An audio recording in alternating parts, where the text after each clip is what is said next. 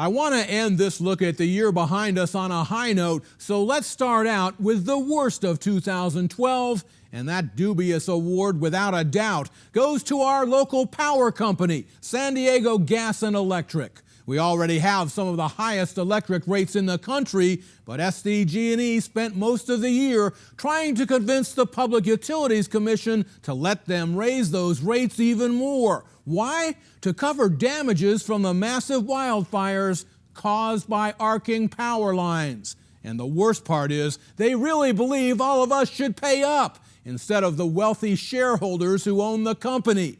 Throughout the year, their conduct was simply shameless. Two separate government investigations concluded SDG&E's equipment was responsible for the 2007 wildfires. Total damages from those fires could reach $2 billion, but SDG&E's insurance only covered $1.1 billion. Back in February, I exposed a power company plan to make the ratepayers pay the excess damages, with help from former city attorney Mike Aguirre. They want the ratepayers to pick up the tab for the 2007 fires for what was not covered by insurance, even though they caused the fire, that their power equipment caused the fire. Mike Aguirre represents a ratepayer at the Public Utility Commission and recently took testimony from SDG&E's Senior Vice President Lee Shavrin. After weeks of battling the power company's public relations platoon, I finally got an exclusive one-on-one interview with Shavrin. Now we have Santa Ana's, in particular in Southern California. We have dry brush.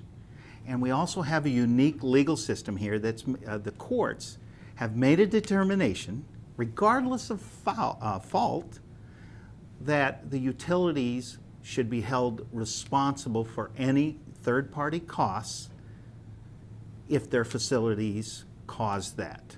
The public and local politicians didn't buy it. This is beyond outrageous. You're a public official representing the area hardest hit by these fires. How much notice did you get about this? Zero. And that's why I and others are asking the California Public Utilities Commission, come to San Diego. So the Utility Commission decided to hold hearings here in San Diego. The hearings were jammed with hundreds of angry ratepayers. But SDG&E pressed on, and it turns out they have an ace in the hole, Utility Commissioner Timothy Simon, who is in charge of their case. Documents show Shavrin had dinner with Commissioner Simon last May at Jillian's restaurant in San Francisco, and that last August the two men met for drinks and dinner at San Francisco's swanky Epic Roast House, featuring fine wines and entrees that run $30 to $40, sides extra. And get this, SDG&E's Vice President Hal Snyder met with Commissioner Simon last August at the Restaurang Agaton in Stockholm, Sweden. We don't know what was discussed in those meetings because none of them were publicly reported. SDG&E says some of those meetings never actually happened, but I've documented lots of cozy whining and dining with utility officials in the past, and SDG&E says there's nothing wrong with that. Once again, shameless. And it gets worse. In December, Commissioner Simon came up with a last-minute deal to save SDG&E's rate case, after other commissioners made it clear they were having none of it.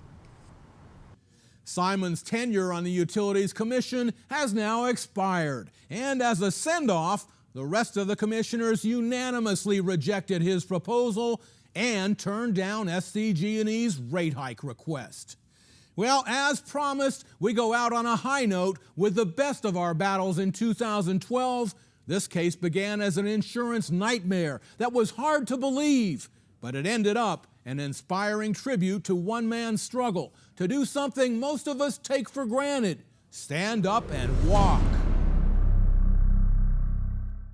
Tony Phillips has an individual health care plan with Kaiser Permanente. He got bone cancer in his leg last fall, but after Kaiser amputated the leg, they told him he wasn't covered for an artificial prosthetic replacement. Did anybody at Kaiser ever tell you before the surgery, we're not going to cover this prosthetic leg? Nobody, absolutely not.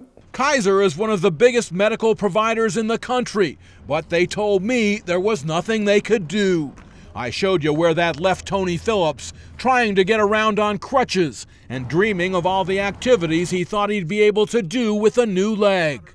But I kept the heat on. The Turko files documented his struggle every inch of the way. And before long, he got the new high-tech prosthetic leg his doctor prescribed. Legally, he can't talk about it, but insiders say Kaiser picked up the bill. I can't wiggle my toes, but I can do all of the stuff that a middle-aged man is supposed to do. He says Kaiser is providing great care and physical therapy to help him adapt. It's a slow process, but through it all, he never lost his spirit. The first time I learned to walk, it took me a couple of years, and I failed every day. Go, Tony. Never give up. Never give in. That's our motto here on the Turko Files, and it served us well in 2012. Now we can all look forward to a brand new year of challenges coming right up.